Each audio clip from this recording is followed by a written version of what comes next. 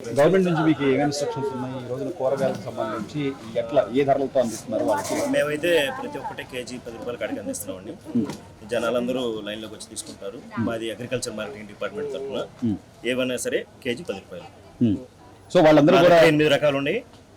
టమాటాలు, వంకాయ, గోర్చుకుళ్ళు, అరటికాయలు, ములక్కాయలు, క్యాబేజీ, పచ్చిమిర్చి. ఆ 8 రకాలు మేము ఏదైనా సరే 10 రూపాయల కాడికి 10 రూపాయలు చెప్పండి. సో వాళ్ళ అందరికి కూడా చేరుతుందండి? అంటే అందరికి ఇస్తున్నాం, ప్రతి ఒక్కరికి ఇస్తున్నామండి. ఎన్ని రకాలు అడిగితే అన్ని రకాలు ఇచ్చేస్తామండి లైన్లో. మీరు లైన్ చూసుకోండి, మొత్తం అందరినీ అడగండి.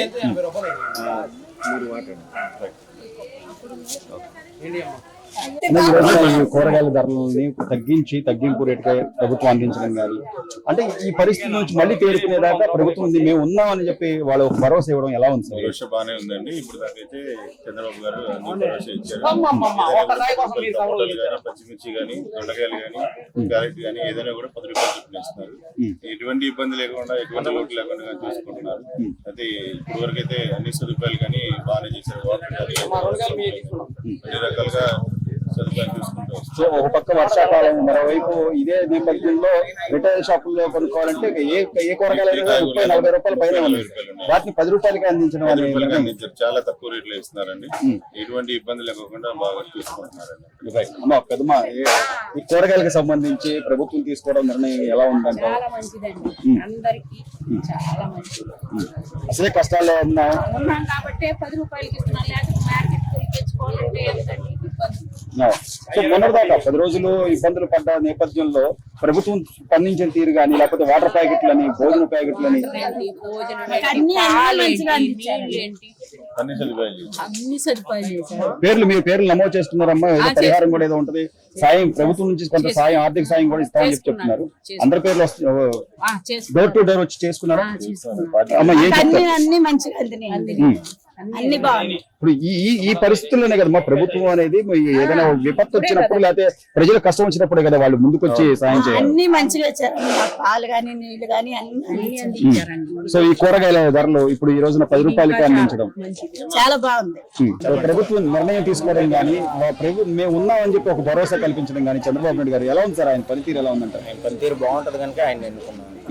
కానీ ఈ జగన్మోహన్ రెడ్డి గారు దీన్ని కూడా రాజకీయం చేసే పరిస్థితి, ఆయన వచ్చి బుద్ధే అది కదా, బుద్ధే అది. ఎప్పుడు ఆ రాజకీయం గురించి మాట్లాడటము, లేని కల్పించి చూపించడము. నాకు తెలిసి ఈ గండి కూడా ఆయన కొట్టించేసాడేమో. ఎందుకంటే అన్నాడు కదా ఫస్ట్ మాట్లాడినప్పుడు, ఇది మ్యాన్ మేడ్ ఫ్లడ్ అని. మ్యాన్ మేడ్ ఫ్లడ్ అంటే ఏంటి సార్? మనుషులు తయారు చేసిన ఫ్లడ్. అంటే ఆయన పార్టీ సభ్యులతోటి, ఆ మనుషులతోటి ఆ గండి కొట్టించేసి రాత్రికి రాత్రి నీళ్ళు వదిలేసాడేమో. అందుకనిసే మ్యాన్ మేడ్ ఫ్లడ్ అని అనగలిగాడు. ఈ ప్రకాశం బ్యారేజీలో బోట్లు వదిలిన నేపథ్యంలో అవి కూడా రిమోట్ తో ఆపరేట్ చేశారు సార్. అది ఆడియో టేప్ లో బయటపడింది కదా. సజ్జల రామకృష్ణారెడ్డి గారు కానీ, నందిగం సురేష్ గారు కానీ మాట్లాడిన దాన్ని బట్టి ఆడియో టేప్ రిలీజ్ బయటపడింది. 3 బోట్లు, ఒక్కొక్క బోటు వెయిట్ 40 టన్నుల నుంచి 50 టన్నుల వెయిట్. అందులోని 30 టన్నుల దాకా ఇసుక, కంకర అవి ఫిల్ చేసి బయటకు కనిపించుకోకుండా వెల్డింగ్ చేసేసి 3 బోట్లని ఒకదానికి చైన్లతో లింకప్ చేసి వాటిని కట్టింది ఒక వైర్ రోప్ తో సార్. ఒక చెట్టుకి 11,36,36,000 క్యూసెక్లు వాటర్ పైనుంచి ఇన్ఫ్లో అవుతున్నప్పుడు ఒక వైర్ తోని మీరు చెట్టుకు కడితే ఆ బోట్లు అంత వెయిట్ ఆగుతాయా సార్? ఆగవు. అది కూడా మళ్ళీ ఎటన్నా వేరే రూట్ లో వెళ్ళిపోతాయేమో అని చెప్పేసి రిమోట్ తోని ఆపరేట్ చేశారు సార్. యాక్చువల్ గా వాళ్ళ ప్లాన్ ఏంటంటే ప్రకాశం బ్యారేజ్ ని పడేయాలని, పిల్లర్ కి గుద్దుకోవాలని. బట్ అది గుద్దుకోలేదు, కౌంటర్ వెయిట్ గుద్దుకుందని చెప్పి మళ్ళీ ఆ తర్వాత కూడా ఆడియో టేప్ లో వచ్చినాయి సార్. అది సో ఈ నేపథ్యం ఇంత క్లియర్ కట్ గా ప్రతిదీ కూడా కళ్ళ ముందు ప్రజలకు అర్థమవుతున్నా కూడా కేవలం అధికారమే ముఖ్యం అనుకునే ధోరణిలో, లేదా ప్రజల ప్రాణాలు కదా సార్. ఇప్పుడు అంత పెద్ద చరిత్ర కలిగిన ప్రకాశం బ్యారేజీ ఒకవేళ నిజంగా ఏదైనా జరుగుంటే మనుషుల పరిస్థితి ఏంటి సార్? లక్షల మంది చనిపోయేవాళ్ళు. ప్రజలు ఎలా పోతే నాకెందుకండి? నేను నియంతలాగే పరిపాలించాలి. నన్ను ఓడించారు కనుక ఈ ప్రజలు బతికొండకూడదు అంటే ఆయన కాన్సెప్ట్. అంతేగాని ఇప్పుడు మానవత్వం లేదండి ఆయన. మానవత్వం లేదు. నేను నియంతని, ఒక రాక్షసుడు ఎలాగో ఆయన అంతే. అంతే సార్. పార్టీలు తీసి పక్కన పెడతాం సార్. ఇలాంటి విపత్తు వచ్చినప్పుడైనా మేము మా కార్యకర్తలు మేము కూడా మీతో పాటు కలిసి వస్తాం, మేము కూడా మీతో పని చేస్తాం, వర్క్ చేస్తాం అని చెప్పి ఆయన అడగచ్చు కదండి. ఆయన ఇక్కడ ఒకసారి వచ్చి వీడియోలో కనిపించేసాడు, తర్వాత లండన్ పారిపోదాం అనేసి వెళ్ళి పాస్పోర్ట్ రద్దు అవుతే మళ్ళీ పాస్పోర్ట్ కోసం అప్లికేషన్ పెట్టుకున్నాడు. దానికోసం హైకోర్టు ఇచ్చిన స్టే ఏంటి సార్? మీరు 20,000 మీరు ఫిజికల్ గా వచ్చి 20,000 కట్టి 5 సంవత్సరాలకి మీరు పాస్పోర్ట్ తీసుకోండి అన్నారు.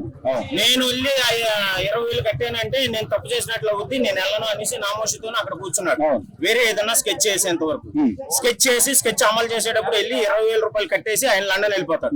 అదేమనేసి జగన్మోహన్ రెడ్డి మీద ఎవరన్నా నిందేస్తే నేను అసలు ఆంధ్రాలోనే లేను, నేను లండన్ లో ఉన్నానని చెప్పుకోవడానికి, అందుకు ఇప్పుడు వెళ్ళి 20,000 కట్టలేదు. ప్రజలకు కళ్ళ ముందు ప్రతిదీ కనపడుతుంది. ఈ రోజు సోషల్ మీడియా మీడియా గానీ పత్రికలు గానీ మొత్తం అన్ని ప్రతి వార్త బయట కనపడుతున్నప్పుడు ఇంకా ఎవరిని కళ్ళు కప్పుదామని, ఎవరు మోసం చేద్దామని. ఈ మాటకి నేను ఒక మాట చెప్తాను, అది మీరు కట్ చేయకోకుండా వేస్తానండి. చెప్పండి. కొన్ని గుడ్డు గొర్రెలు ఉన్నాయి సార్, ఆ గుడ్డు గొర్రెలకి ఏం కనపడదు.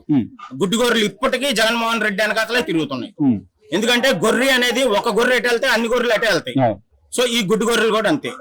సో మొత్తం మీద అయితే సాయం అయితే బాగానే అందిందంటారా? 101% సార్. ఈ సమయంలోని జగన్మోహన్ రెడ్డి ప్రభుత్వం ఉంటే లక్షల మంది చనిపోయేవాళ్ళు. అండ్ ఇంకొకటి కూడా చెప్తాను సార్, ఇంతకు ముందు నీటిపారుదల శాఖ మంత్రి అంబటి రాంబాబు గారు పోలవరం నాకే అర్థం కాలేదు మీకేం చెప్తానని అన్నాడు.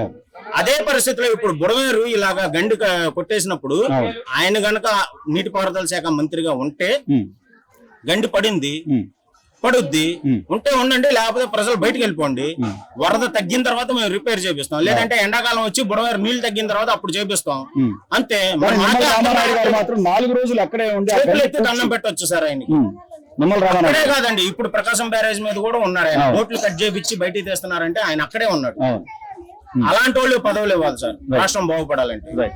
మళ్ళీ జనజీవనం మళ్ళీ సానుకూలంగా వచ్చింది. గత 10 రోజుల క్రితం అయితే అసలు గుండెల దాకా నీళ్లున్న పరిస్థితి. ఈ సింగ్ నగర్ పరిసర ప్రాంతాల ప్రజలకి ప్రభుత్వ సాయం ఎలా అందిందండి? సో సీఎం గారు కూడా, చంద్రబాబు నాయుడు గారు కూడా ఆ వయసులో ఆయన పదే తిరుగుతా అర్ధరాత్రి అపరాత్రి ఏమా చేశారా? చేశారు కానీ కాకపోతే మాకు లోన్ ఉండడం వల్ల మెయిన్ రోడ్ బాగా వచ్చాయి, చాలా మంది. ఇంత సందులో ఉండటం వల్ల ఎక్కడ డ్రైనేజ్ ఉందో ఎక్కడ ఏది ఉందో కూడా తెలిసే పరిస్థితిగా మీరంటే తరచు తిరుగుతారు కాబట్టి. ఏ పెద్దమ్మా ఎట్లా చేశారంటావు చంద్రబాబు గారు పరిపాలన? సాయం బానే అందిందంటారా? పాలని లేకపోతే మంచినీళ్ళు అని, ఆహారం అని అన్ని చేసినారు. సో నిన్న కూడా తెలుగుదేశం పార్టీ తరపు నుంచి కొంతమంది వచ్చి ఇచ్చారండి. ఏమి ఇచ్చారమ్మా? వాళ్ళు ఏమి ఇచ్చారు? అన్ని ఇచ్చారండి. కందిపప్పు, మంచి నూనె, ఆయిల్ ప్యాకెట్, కందిపప్పు, పంచదార అన్ని ఇచ్చారు. అన్ని ఇచ్చారు. సో కొంత ఒక నెల వరకు అయితే కొద్దిగా మనం ఇబ్బంది లేకుండా పర్లేదండి. ప్రభుత్వం బాగానే సాయం చేస్తుందంటారమ్మా? సాయం చేస్తుంది.